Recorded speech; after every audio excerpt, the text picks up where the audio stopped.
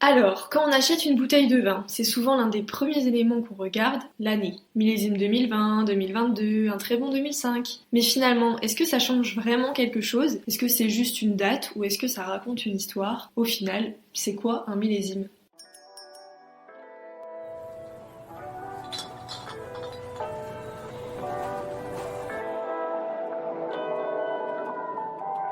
Un millésime, c'est l'année de récolte des raisins qui ont servi à faire le vin qu'on est en train de boire, ou qu'on va bientôt boire, ou qu'on a rangé dans sa cave bien sagement. Donc, si tu as un vin millésimé 2020, ça veut dire que les raisins ont été vendangés en 2020. Et donc ça concerne toutes les étapes de production. Non, c'est uniquement la récolte. La vinification, l'élevage, la mise en bouteille peuvent se faire l'année suivante, ou même plus tard d'ailleurs dans certains cas. Mais le millésime reste celui de la vendange. Et on a déjà fait un épisode entier sur les étiquettes, mais pour rappeler un peu les choses à nos auditeurs qui n'ont pas forcément écouté cet épisode, est-ce que les vignerons sont obligés d'indiquer le millésime sur l'étiquette? Ah, c'est une très bonne question ça. La réponse est non. Ce n'est pas obligatoire, sauf pour certaines appellations où le cahier des charges l'impose. Et attention, parce que pour pouvoir mentionner un millésime, il faut qu'il y ait au moins 85% des raisins qui viennent de cette année-là. Donc quand on voit une bouteille sans année, c'est pas forcément louche. Non, pas du tout. C'est souvent le cas d'ailleurs pour diverses raisons, comme des vins d'assemblage multimillésimes,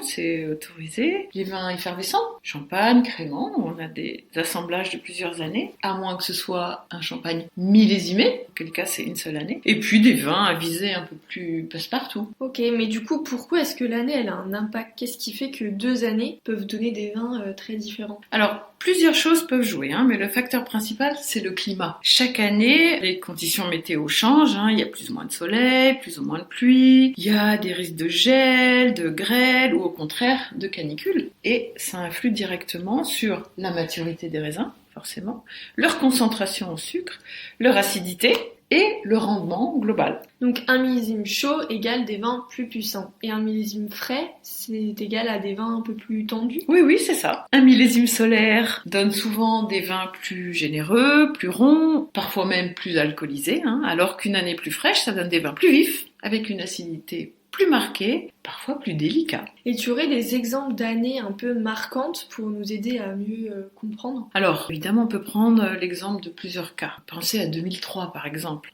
C'était vraiment l'année de canicule historique. Les vins étaient très mûrs, souvent puissants, mais parfois déséquilibrés, parce qu'il a manqué cette fraîcheur, cette acidité. Puisque les nuits, canicule, ça veut dire que les nuits restent quasiment aussi chaudes que la journée, donc l'acidité ne peut pas se bloquer dans les raisins comme habituellement quand il fait plus frais la nuit. Je pense aussi à 2005, qui est un grand millésime à Bordeaux. Des vins très équilibrés, structurés, avec un grand potentiel de garde. 2013, tiens, aussi une année plus compliquée dans beaucoup de régions, notamment en Bourgogne, avec des rendements très faibles, des conditions vraiment pas idéales pour arriver à des vins équilibrés, vraiment comme on les imaginerait, ou à l'inverse, 2022, c'était une année très solaire, il a très peu plu, beaucoup de soleil, avec des surprises positives dans plusieurs régions, avec des maturités atteintes, et une acidité, une fraîcheur préservée. Ça, c'est vraiment l'idéal. Ok, je vois. Donc ça reste vraiment assez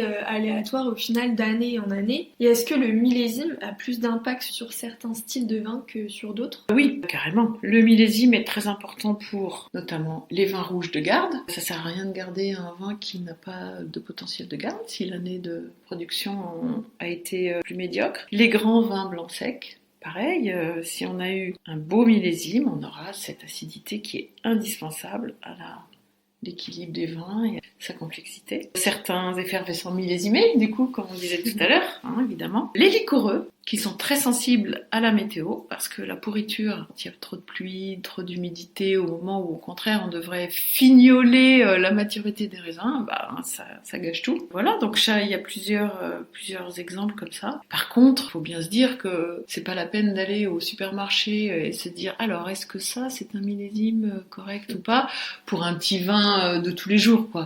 Ça n'a pas d'importance, de toute façon, c'est vraiment plus pour des vins plus complexes. Ok. Et est-ce que le talent du vigneron compte pas un peu aussi dans tout ça? Si on est vraiment dans une mauvaise année, par exemple, trop de pluie, est-ce que les vignerons peuvent parfois un peu sauver, entre guillemets, le millésime ou vraiment pas? Alors, ça, c'est une bonne remarque. La réponse est plus ou moins.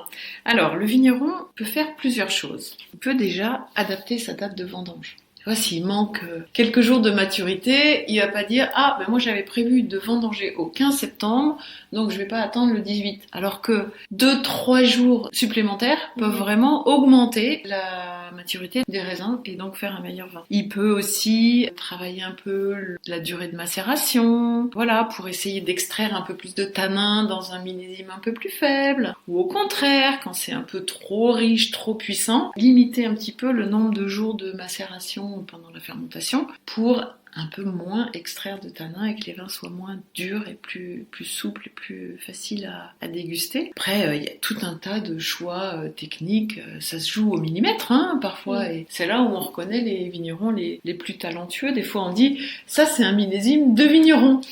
Et ça veut vraiment dire que le millésime était difficile et seulement les meilleurs vignerons ont réussi et ont su comment adapter leur travail, leur date de vendange, etc. pour faire des choses intéressantes. Voilà. Donc, même sur un millésime compliqué, un vigneron expérimenté pourra sortir un vin de qualité, là où d'autres auront un peu plus de mal. Oui, donc le vigneron, il a quand même son rôle à jouer. Autre question qu'on se pose souvent, est-ce que le millésime indique combien de temps on peut garder une bouteille? Oui, si on s'y connaît un petit peu en millésime, si le but est d'acheter des vins à garder, mais quand même pas que, parce que le millésime joue un rôle, mais c'est pas le seul critère. Il faut aussi regarder le type de vin, le cépage, le mode d'élevage et bien sûr la structure du vin. Ça change un peu. Mais disons que certains millésimes se prêtent mieux à la garde que d'autres. Voilà, quand on sait pas, on vise un peu les millésimes réputés bons et puis les autres, on les boit plus vite, tout simplement. Donc un grand Bordeaux en 2005, comme on disait tout à l'heure par exemple, il sera encore splendide aujourd'hui. Puis les autres, j'espère qu'ils ont été dégustés. Ok, donc plusieurs choses sont à prendre en considération et il ne faut pas faire une confiance aveugle au millésime, quoi. C'est ça. Et alors, pour finir, soyons honnêtes, est-ce qu'on doit vraiment se préoccuper du millésime quand on choisit une bouteille?